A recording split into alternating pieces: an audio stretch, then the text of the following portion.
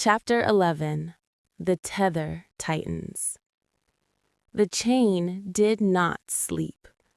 Elara learned this on the third night beneath the endless twilight of the Shadow Wilds, when she woke to the faint hum of the artifact vibrating against her wrist like a living thing dreaming restless dreams. A low, distant wind moved through the jagged trees, whispering through leaves that looked more like shards of black glass than anything grown by nature. The air smelled faintly metallic, like rain waiting to happen but never arriving. Across their small campfire, its flame a strange violet Kaelen had coaxed from resin and bone, the Shadow King sat sharpening a blade with slow, deliberate strokes.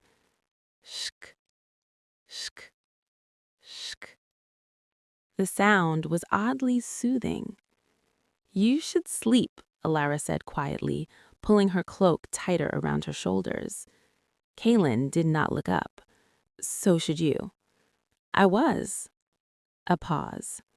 "The tether disagrees," he said. Elara glanced down at the chain linking them.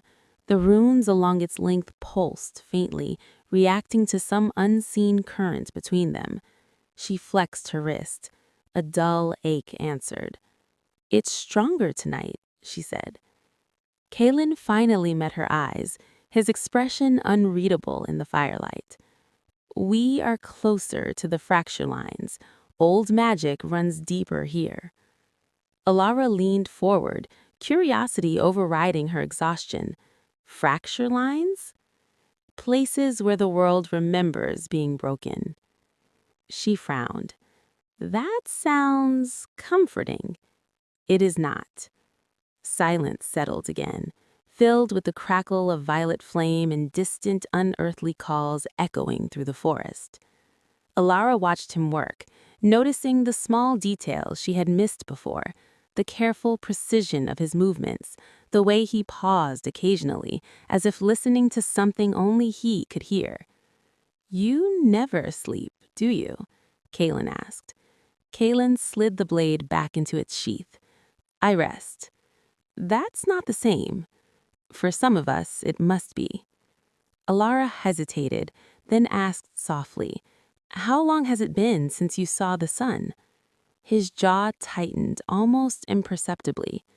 "A century," he said. The number settled between them like falling ash. She tried to imagine it, the warmth of sunlight becoming a memory so distant it blurred at the edges. "I'm sorry," she said before she could stop herself. Kaelen's gaze flickered with something, perhaps surprise. "Why?" he asked. "Because no one should be cut off from the sky that long." A faint, humorless smile touched his lips. "You would be surprised what people can endure." Elara opened her mouth to respond, but the chain suddenly flared with pale light. Pain lanced up her arm. She gasped, doubling over. Kaelen stiffened, gripping his wrist as well. "Something is coming." The forest fell unnaturally quiet. Even the wind seemed to hold its breath. Then Elara heard it, a low, rumbling sound like stone grinding against stone. From beyond the trees, shadows began to move. Not sway, move. They slid across the ground like living ink, pooling at the edges of the clearing. Elara scrambled to her feet, summoning a thread of light instinctively.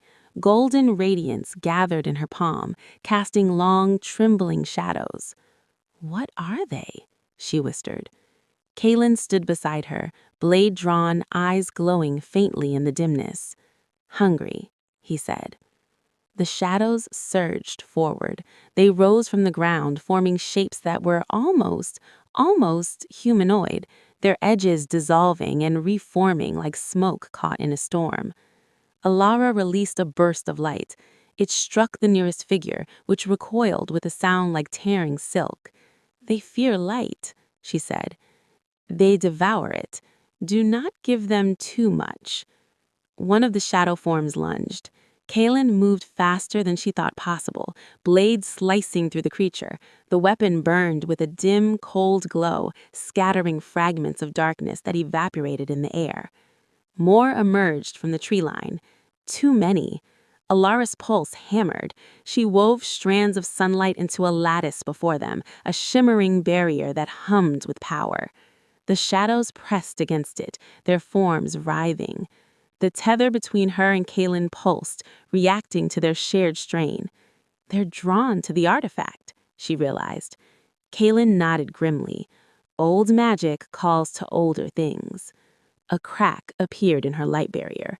Elara gritted her teeth, reinforcing it, sweat beading on her brow.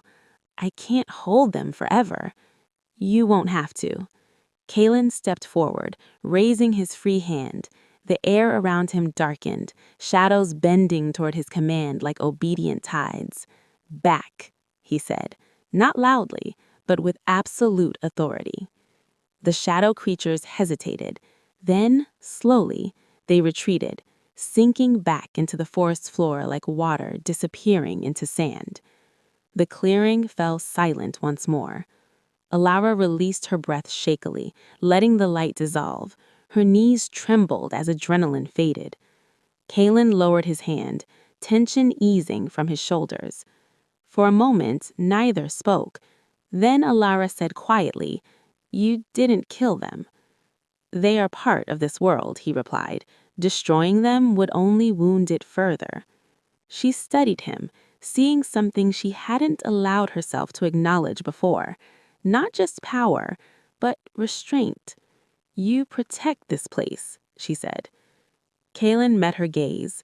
Someone must. The chain between them glowed softly, no longer thrumming with alarm, but with a steady, quiet warmth. Elara looked down at it. For the first time since they had been bound together, it did not feel entirely like a curse. "Get some rest," Kaelen said gently.